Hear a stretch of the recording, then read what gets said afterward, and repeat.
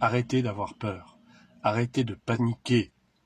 Ce coronavirus n'est qu'un de plus qui est fabriqué dans ces laboratoires de biologie, de biotechnologie, si vous voulez, à des visées militaires. Donc dans ces laboratoires P4 de l'armée, que l'on trouve partout dans le monde, il y en a même en France.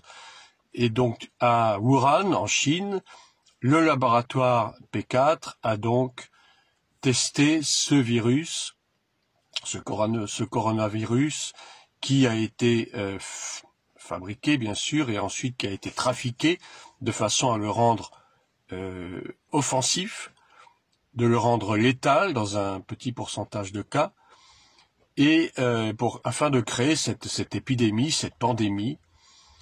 C'est une attaque démoniaque.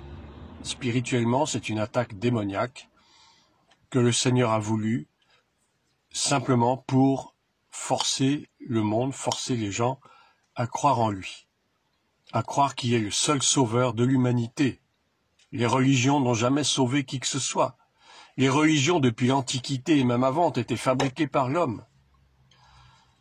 Les religions ne sont pas de Dieu. Une fois pour toutes, il faut qu'on se mette ça dans la tête.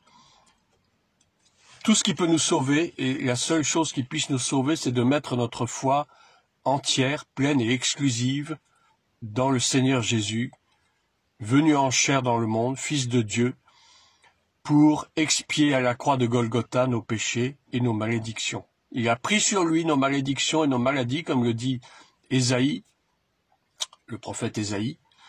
Il est le seul recours, il est notre seule sauvegarde, il est notre seul remède, entre guillemets, contre toute attaque démoniaque et particulièrement contre toute maladie.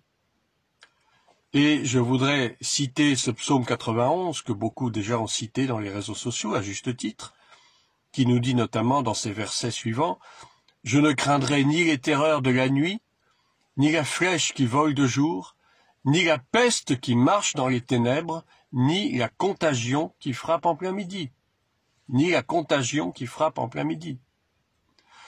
Faisons nôtre ce psaume, n'hésitons pas à le réciter matin, midi et soir comme un médicament. Ce n'est pas un fétiche, ce n'est pas un gris-gris non plus, la parole de Dieu n'est pas un fétiche, la parole de Dieu est réelle, la parole de Dieu est vivante, elle est la vérité, celle qui nous permet de triompher de toutes les embûches du malin. Et je voudrais m'adresser à ceux qui regardent ces vidéos et qui ne sont pas croyants, qui ne sont pas chrétiens. Il est le temps pour vous de fléchir les genoux devant Dieu, de reconnaître que vous avez vécu sans lui pendant des années, voire des décennies, qu'il est temps maintenant de se tourner vers Jésus-Christ, le seul Sauveur et Seigneur, le seul qui soit mort et ressuscité. Personne d'autre que lui n'est mort et ressuscité. Beaucoup sont morts, mais tous ne sont pas ressuscités, à part lui. Il est le seul. Mettez votre foi en lui. Acceptez-le comme votre Seigneur et Sauveur.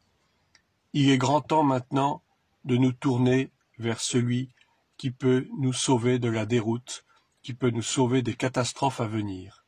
Le monde est en pleine déroute, le monde est en pleine déconfiture, mais nous ne devons pas baisser les bras. Au contraire, nous devons redoubler à la fois de vigilance et partir en guerre contre tous ces hordes de démons qui cherchent à nuire à l'Église, qui cherchent à nuire aux chrétiens et qui cherchent d'une façon générale à nuire au monde entier. Mais encore une fois, n'ayez pas peur, ça ne sert à rien.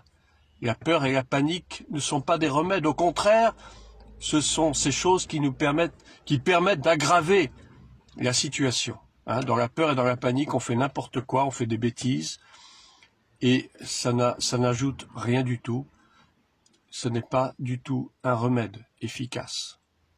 Plions les genoux devant le Seigneur, vivons dans la sanctification, et pour vous, chrétiens et chrétiennes, revêtez-vous du sang de l'agneau, ce sang pur et sans tache, ce sang qui a été mis sur les linteaux en Égypte, du peuple d'Israël pour se prémunir de l'ange exterminateur. C'est ce même sang qui nous couvre aujourd'hui, c'est ce même sang qui nous préserve de la calamité, C'est ce même sang qui nous préserve de la maladie et de la mort. Alors, faisons usage de ce sang avec foi, et vous verrez que personne ne sera touché. Ou si par hasard vous êtes touché accidentellement, vous ne mourrez pas si vous mettez votre foi dans le Seigneur. Vous ne mourrez pas parce que le Seigneur protège ses enfants. Soyez bénis, j'espère que ces paroles d'encouragement vous serviront. À une prochaine fois. Bonne journée à tous.